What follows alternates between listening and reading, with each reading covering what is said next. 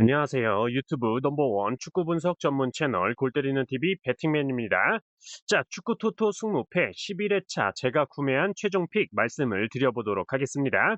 오늘은 서두에 긴 말 필요 없이 바로 시작을 해보도록 하겠고, 일단 오늘 오후 5시에 유튜브 커뮤니티를 통해서 축구 토토 승무패 11회차 대상 경기들 골대법 정리본 멤버십 분들 전용으로 업로드 해드렸으니까 멤버십 분들께서는 커뮤니티 이미지 참고해 주시고, 최종 픽 영상 화면에서 빨간색으로 나오는 경기들의 경우는 멤버십 분들 전용으로 공유를 드리고 있는 점 알아주시고, 한 달에 4,990원 굉장히 저렴한 금액으로 골 때리는 TV 멤버십 가입을 하시면 1번부터 14번 경기까지 모두 편하게 중간에 광고 없이 쭉 시청하실 수 있으니까 멤버십 가입하셔서 편하게 시청하시는 걸 추천드립니다.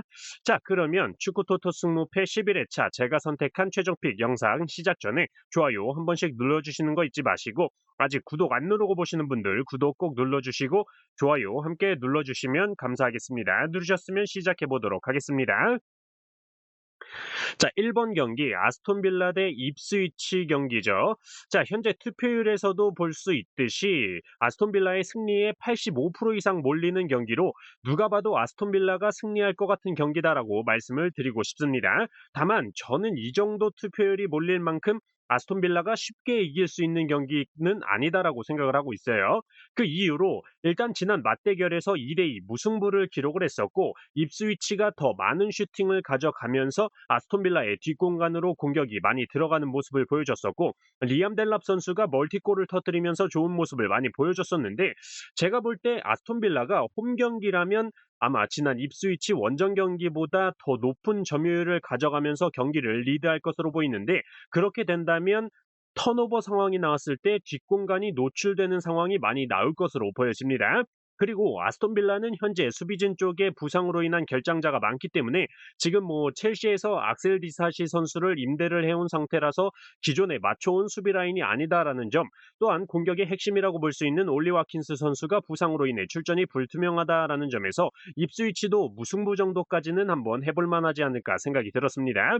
다만 기본적으로는 아스톤 빌라가 수비에 악셀 디사시 선수라든지 공격에 레시포드, 아센시오 같은 선수들을 임대해 오면서 주전 자원들의 공백을 적절하게 메꿨기 때문에 임대해온 선수들이 어떤 경기력을 보여줄 수 있을지는 미지수지만, 홈에서 확실히 득점은 살아나고 실점은 줄어드는 아스톤 빌라의 승리는 기본 픽으로 가져가야 된다라고 생각을 합니다.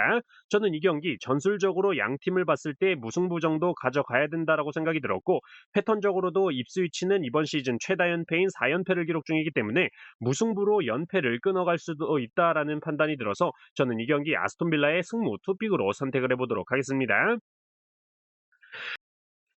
자, 3번 경기 맨시티 대 뉴캐슬.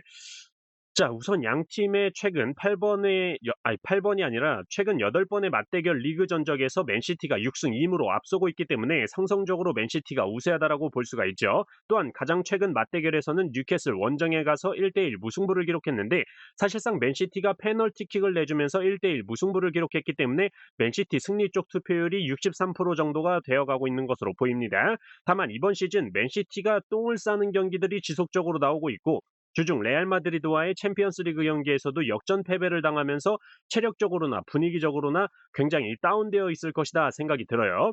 그리고 맨시티 같은 경우는 프리미어리그에서 점유율이 1위인 팀으로 홈에서 굉장히 수비 라인까지 높게 올라가면서 경기를 펼치게 될 텐데, 확실히 전체적인 연령대가 높아서인지는 모르겠지만 후반 막판에 체력적인 문제인지 스피드가 문제인 건지는 모르겠으나 상대편 선수를 따라잡지 못하는 맨시티의 선수들의 모습을 봤을 때 점유율을 낮게 가져갈 때 효과적인 공격이 나오는 뉴캐슬이 위협적인 장면을 연출할 수 있을 것으로 보이고, 맨시티의 홀란드 선수 못지않게 이번 시즌 뉴캐슬의 이삭 선수의 활약이 굉장히 좋고, 특히 라인을 깨고 뒷공간을 침투하는 데 최적화된 선수라고 보여서 승무패 다 나올 수 있겠다 생각을 했지만, 최근 맨시티로 영입된 후사노프 선수가 첫 경기에서 비용신 짓을 하면서 실점의 빌미를 제공했었지만, 첫 경기에서 쫄았었다라는 점을 감안할 때 다시 출전한다면 기존에 보여줬던 빠른 스피드를 보여줄 수 있다라고 생각이 들고, 공격에서도 홀란드 선수가 안 터진다면 신규 영입 자원인 오마르 마르무시 선수를 활용한 공격도 가능할 것으로 보이기 때문에 양팀의 맞대결 전적상 뉴캐슬이 맨시티 원정을 가서 승리한 적이 없었다라는 점에서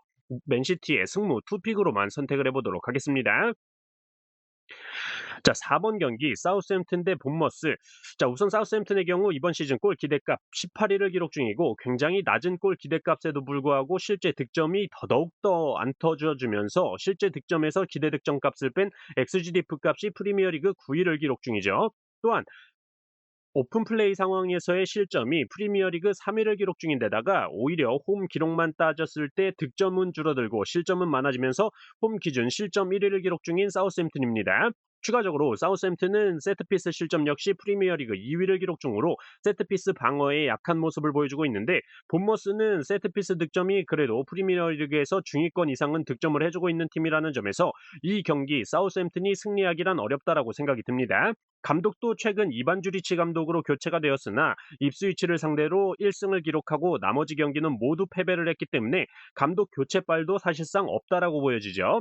그리고 지난 본머스와의 맞대결에서 득점을 기록했던 주전 수비자원 하우드 벨리스 선수가 부상으로 출전을 하지 못한다라는 점도 사우스햄튼의 이변을 기대하기란 힘들어 보인다 말씀을 드릴 수 있을 것 같습니다. 또한 패턴적으로 사우스햄튼은 이번 시즌 2연승을 기록한 적이 없는데 지난 경기에서 승리를 기록했다라는 점과 이번 시즌 홈에서 역배당을 받았을 때 1승 7패로 무승부를 기록한 적이 없었다라는 점, 원정팀 본머스는 원정에서 정배당을 받았을 때 3승 1패로 무승부를 기록한 적이 없었다라는 점에서 패턴을 종합해 볼 때 사우스햄튼의 단통 패배가 맞다라고 생각이 들고 경기력 역시 사우스햄튼의 단통 패배가 맞다라고 생각이 들어서 저는 이 경기 사우스햄튼의 단통 패배로만 선택을 해보도록 하겠습니다. 자, 5번 경기 웨스트햄 대 브랜트포드. 자, 이 경기는 제가 웨스트햄의 승무패로 지우개 찬스를 쓴 경기인데 기본적으로 항상 말씀드리지만 브랜트포드의 경우는 홈과 원정의 경기력 기복이 너무 심하다라고 말씀을 드렸었는데 제가 볼 때 슬슬 이 홈과 원정의 밸런스를 맞춰가려고 지금 원정도 슬슬 시동을 걸고 있다라고 보여집니다. 충분히 홈에서 하던 경기력이 원정에서도 나와준다면 웨스트햄을 상대로도 승리할 수 있다라고 보는데 기존에 보여줬던 원정에서 더럽게 안 풀리는 모습이 그대로 나온다면 기본적으로 홈팀 사이드라고 생각이 들어서 분석을 해서 맞춘다라는 게 사실상 의미가 없는 경기다라고 생각이 들어서 이 경기는 승무패로 지우개 찬스 쓰고 넘어가 보도록 하겠습니다. 자, 6번 경기 오사수나 대 레알 마드리드. 자, 이 경기는 뭐 딱히 고민을 하지 않았습니다. 일단 맞대결 전적에서 너무나도 압도적인 모습을 보여주고 있는 레알 마드리드이고 최근 3번의 맞대결에서는 3경기 연속 오사수나를 상대로 4득점을 기록하는 모습을 보여줬기 때문에 레알 마드리드의 현재 주전 수비 자원들이 빠져 있다는 건 사실상 문제가 되지 않는다라고 보이고 문제는 오사수나가 레알 마드리드의 공격 라인 벨링엄, 음바페, 비니시우스 선수를 어떻게 막을 것이냐가 문제로 보여집니다. 솔직히 막기 어렵다라고 판단이 들고 오사수나는 주전 센터백 자원인 보요모 선수가 경고 누적으로 인해서 이번 경기에 출전을 하지 못하기 때문에 더더욱 레알 마드리드의 공격을 막아내기란 어렵다라고 판단이 들어서 이 경기는 많은 고민 없이 오사수나의 단통 패배로만 선택을 했습니다. 자, 7번 경기 크리스탈 팰리스 대 에버튼. 자, 양 팀의 최근 맞대결 전적을 볼 때 에버튼이 상성상 우세하다라는 걸 볼 수가 있는데 기본적으로 크리스탈 팰리스가 점유율이 이번 시즌 17위 수준으로 굉장히 낮게 가져가는데 에버튼의 경우는 이번 시즌 19위 수준으로 크리스탈 팰리스보다 더 낮은 점유율을 가져가면서 더 많은 롱볼 패스를 보여주고 있기 때문에 크리스탈이 잘하는 걸 에버튼이 좀 더 잘하기 때문에 이런 결과들이 나왔다라고 보고 있습니다. 다만 이번 경기 같은 경우는 에버튼의 주축 자원의 결장이 너무나도 많은 상황이죠. 핵심 미들 자원인 두쿠레 선수는 지난 리버풀과의 경기에서 리버풀 응원단의 인종차별 발언에 항의하다가 리버풀의 선골 유스인 커티스 존스와 멱살잡이를 하는 바람에 퇴장 징계로 이번 경기에 출전을 하지 못하게 됐고 공격 자원이 사실상 베토 한 명밖에 안 남아있는 상태다라고 보여집니다. 공격수 은디아예, 칼버트 루인, 드와이트 맥닐 같은 선수들이 부상으로 빠져있기 때문에 베토 선수 한 명으로 크리스탈 팰리스의 수비를 뚫어내기란 어림없어 보여지죠. 다만 크리스탈 팰리스 역시 주전 공격 자원인 에제 선수와 사르 선수가 출전이 불투명으로 나와 있기 때문에 만약에 나오지 못한다면 확실히 손실이 있다라고 보여져서 사실상 크리스탈 팰리스의 패배는 보이지 않는 경기로 크리스탈 팰리스의 승무 투픽이면 안전하다라고 보이는데 저는 크리스탈 팰리스의 단통 승리로만 선택해 보도록 하겠습니다. 자, 8번 경기 AT 마드리드 대 RC 셀타. 자, 이 경기는 많은 분들이 선택하신 대로 저 역시 AT 마드리드의 단통 승리로만 선택을 해보도록 하겠습니다. 사실상 RC 셀타의 경우는 이번 시즌 원정에서 실점이 라리가에서 두 번째로 많을 정도로 원정에서 실점이 너무나도 많은 상태고 AT 마드리드가 이번 시즌 카운터어택 득점이 라리가에서 2위로 굉장히 높은 카운터어택 득점력을 보여주고 있는데 RC 셀타의 경우가 라리가에서 카운터어택 실점 1위를 달리고 있는 팀이라는 점에서 AT 마드리드의 단단한 수비에 막히면서 턴오버 상황이 왔을 때 AT 마드리드의 역습에 혼꾸녕이 나지 않을까 생각을 하고 있습니다.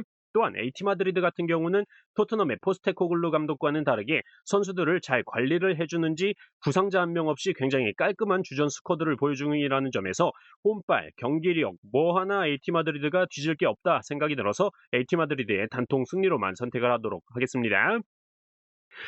자, 12번 경기 토트넘 대 맨유.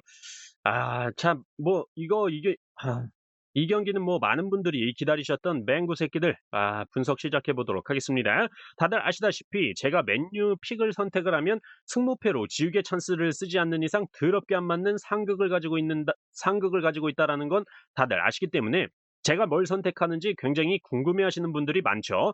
결론부터 말씀을 드리면 저는 이 경기 토트넘의 단통 승리로 선택을 했습니다. 아마 최근에 토트넘이 이런 뭐 쓰레기 같은 경기력을 몰라서 그러나라고 생각을 하실 수 있을 텐데 저는 그래서 토트넘의 단통 승리로 선택을 했습니다. 그만큼 토트넘은 이번 맨유 경기가 제가 볼 땐 포스테코글루 감독의 모가지가 날아가냐 안 날아가느냐의 마지노선이라고 보고 있기 때문에 지금 출전 불투명으로 나오고 있는 선수들 중에서도 반 정도는 아마 아파도 나가서 뛰어 이 새끼들아 하면서 등 떠밀어서 내보내지 않을까 생각이 들고 새롭게 영입된 마티아스 텔 선수가 지난 아스톤 빌라와의 컵 경기에서 잉글랜드 데뷔골을 터뜨려줬기 때문에 약간 기대감이 들고 있습니다. 사실 최근에 토트넘이 쓸데없는 전방 압박으로 시장욕을 많이 쳐먹었지만 맹구 새끼들의 경우 전방 압박이 들어오면 뭔가 하나 실수할 것 같다라는 기대감이 드는 새끼들이고 프리미어리그에서 XGDF 값 18위를 기록 중일 만큼 골 기대값에 비해 실제 득점이 더럽게 안 터지는 맨유이기 때문에 최근에 맨유가 득점을 했다라고 하면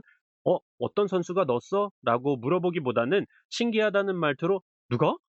도대체 누가? 넣을 새끼가 있나? 약간 이런 식으로 질문이 나오더라고요. 어쨌든 토트넘은 이 경기에 목숨을 걸어야 되는 포스테코글루 감독이라는 점에서 저는 이 경기 승점 3점을 따서 13위 맨유를 14위로 끌어내리고 토트넘이 13위로 올라가야 되는 경기다라고 생각이 들어서 저는 토트넘의 단통 승리로만 선택을 해보도록 하겠습니다. 자, 14번 경기 베티스 대 소시에다. 저는 이 경기 개인적으로 최근 베티스가 상승세를 확실히 탔다라고 보고 있습니다. 그 상승세에는 너무나도 놀랍게 맨유의 측면 공격수로 엄청난 이적료를 받고 이적을 했던 안토니 선수가 매번 측면에서 혼자 개연병 쇼를 하다가 벤치 신세로 전락을 했었는데 그 안토니 선수가 라리가에 오더니 날아다니기 시작했습니다. 이적하고 첫 경기에서 득점을 기록하면서 맨 오브 더 매치로 선정이 됐었고 RC 셀타와의 경기에서도 득점을 기록, 유로파 헨트와의 경기에서도 득점을 기록했고 사실상 두 번째 득점의 기점도 안토니 선수였죠. 그렇기 때문에 라리가에 오자마자 지금 3경기 연속으로 공격 포인트를 쌓아가고 있는 안토니이기 때문에 이번 시즌 실제 득점에서 골 기대값을 뺀 XGDF 값이 서서히 올라가고 있다. 그래서 현재 19위를 기록 중인 베티스인데 소시에다의 경우는 이번 시즌 실제 득점에서 골 기대값을 뺀 XGDF 값이 라리가 꼴찌를 기록 중으로 득점에 애를 먹고 있는 상황이고 원정에서는 더욱더 득점이 안 터지는 소시에다이기 때문에 기본적으로 베티스의 승무 투픽이면 패스할 수 있지 않을까 생각이 드는데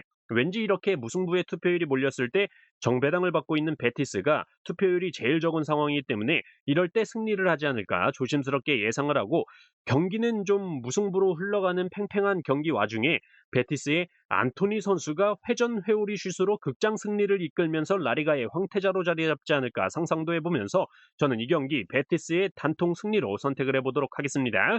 추가적으로 말씀을 드리자면 소시에다는 원정에서 2.8배당을 받고 승리한 적이 없었다라는 기록도 있다라는 점 참고하시길 바라겠습니다.